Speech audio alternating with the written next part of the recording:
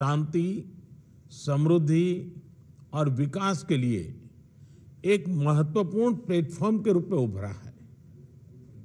इस क्षेत्र के साथ भारत के हजारों वर्ष पुराने सांस्कृतिक और पीपल टू पीपल संबंध हमारी साझा विरासत का जीवंत प्रमाण है। हम इस क्षेत्र को एक्सटेंडेड नेबरहुड ही नहीं, एक्सटेंडेड फैमिली की तरह देखते हैं।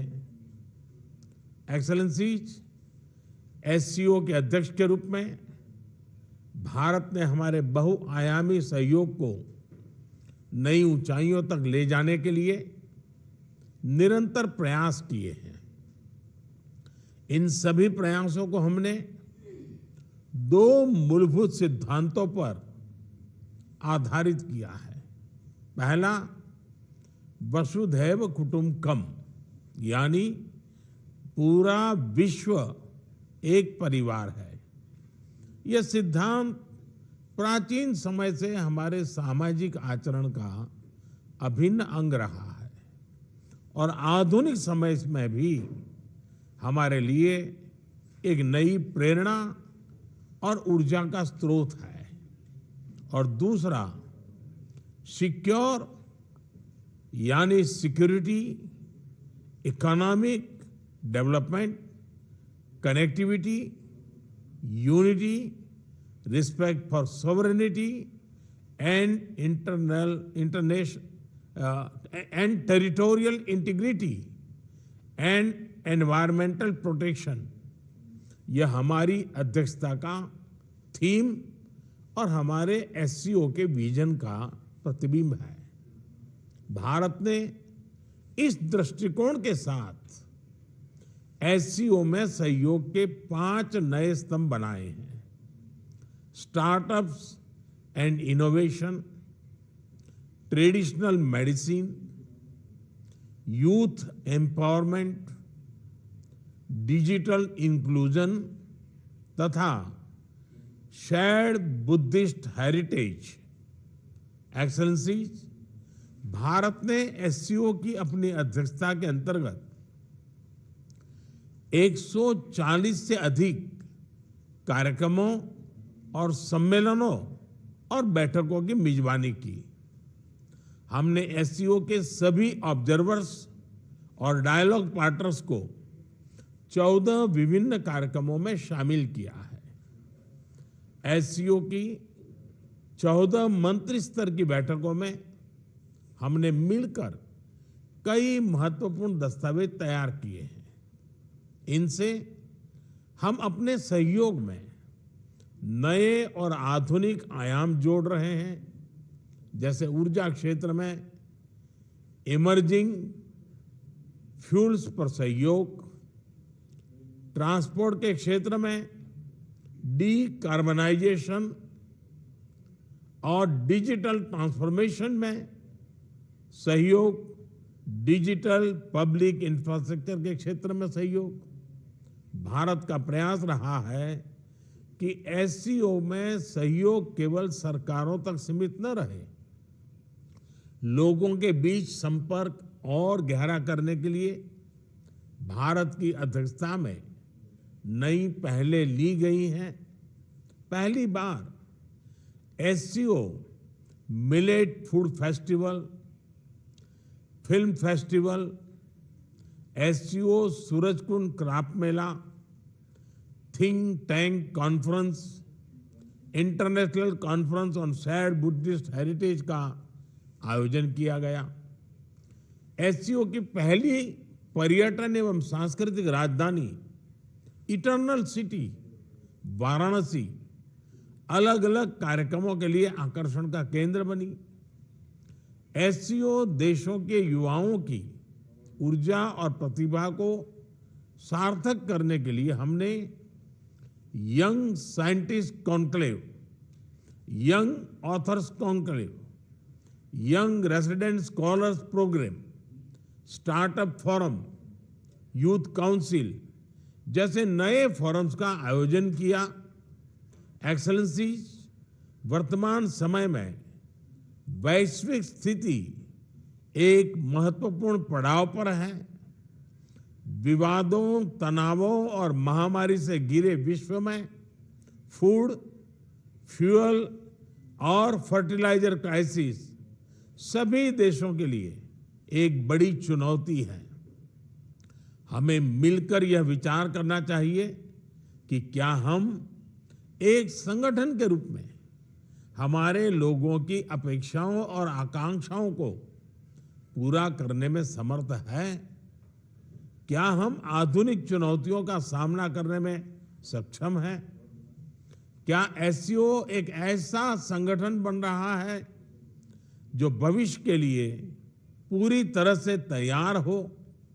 इस विषय में भारत एससीओ में सुधार और आधुनिकीकरण के प्रस्ताव का समर्थन करता है। एससीओ के अंतर्गत भाषा संबंधी बाधाओं को हटाने के लिए हमें भारत के AI based language platform Bhashini को सभी के साथ साझा करने में खुशी होगी।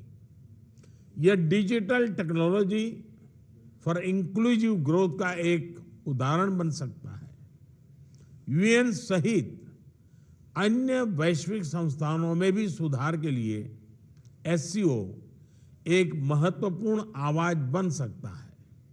मुझे खुशी है कि आज ईरान एससीओ परिवार में एक नए सदस्य के रूप में जुड़ने जा रहा है। इसके लिए मैं राष्ट्रपति राइसी और ईरान के लोगों को बहुत बहुत शुभकामनाएं देता हूं। साथ ही हम बेलारूस की एससीओ सदस्यता के लिए मेमोरेंडम ऑफ ऑब्लिगेशन पर हस्ताक्षर करने का स्वागत करते हैं। आज एससीओ से जुड़ने में अन्य देशों की रुचि इस ऑर्गेनाइजेशन के महत्व का प्रमाण है। इस प्रक्रिया में यह आवश्यक है कि एससीओ का मूल फोकस मध्य एशियाई देशों के हितों और आकांक्षाओं पर केंद्रित रहे। एक्सेलेंसी, आतंकवाद क्षेत्रीय एवं वैश्विक शांति के लिए प्रमुख खतरा बना हुआ है। हम चुनौती से निपटने के लिए निर्णायक कार्रवाई आवश्यक है। आतंकवाद चाहे किसी भी रूप में हो, किसी भी अभिव्यक्ति में हो, हमें इसके विरुद्ध मिलकर लड़ाई करनी होगी। कुछ देश क्रॉस बॉर्डर टेररिज्म को अपनी नीतियों के इंस्ट्रूमेंट के रूप में इस्तेमाल करते हैं, आतंकवादियों को पनाह देते हैं। एससीओ को ऐसे देशों की आलोचना में कोई संकोच नहीं करना चाहिए। ऐसे गंभीर विषय पर दोहरे मापदंड के लिए कोई स्थान नहीं होना चाहिए। टेरर फाइनेंसिंग से निपटने के लिए हमें भी आपसी सहयोग बढ़ाना चाहिए। इसमें एससीओ के रेड्स मैकेनिज्म की महत्वपूर्ण भूमिका रही है। हमारे देशों के युवाओं के बीच रेडिकलाइजेशन के फैलावे को रोकने के लिए भी हमें और सक्रिय रूप से कदम उठाने चाहिए। रेडिकलाइजेशन के विषय में आज जारी की जा रही ज्वाइंट स्टेटमेंट हमारी साझा प्रतिबद्धता का प्रतीक है। एक्सेलेंसी, अफगानिस्तान की स्थिति का हम सभी की सुरक्षा पर सीधा प्रभाव पड़ा है। अफगानिस्तान को लेकर भारत की चिंताएं और अपेक्षाएं एससीओ के अधिकांश देशों के समान है। हमें अफगानिस्तान के लोगों के कल्याण के लिए मिलकर प्रयास करने होंगे।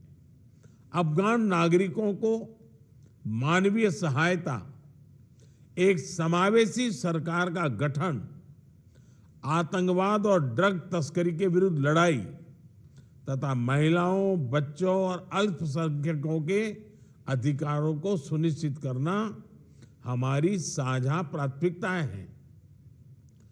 भारत और अफगानिस्तान के लोगों के बीच सदियों पुराने मैत्रीपूर्ण संबंध रहे हैं।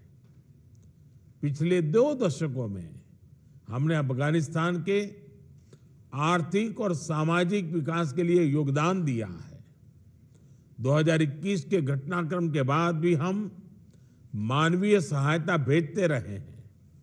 यह आवश्यक है कि अफगानिस्तान की भूमि पड़ोसी देशों में अस्थिरता फैलाने या एक्सट्रीमिस्ट विचारधाराओं को प्रोत्साहित करने के लिए उपयोग न की जाए।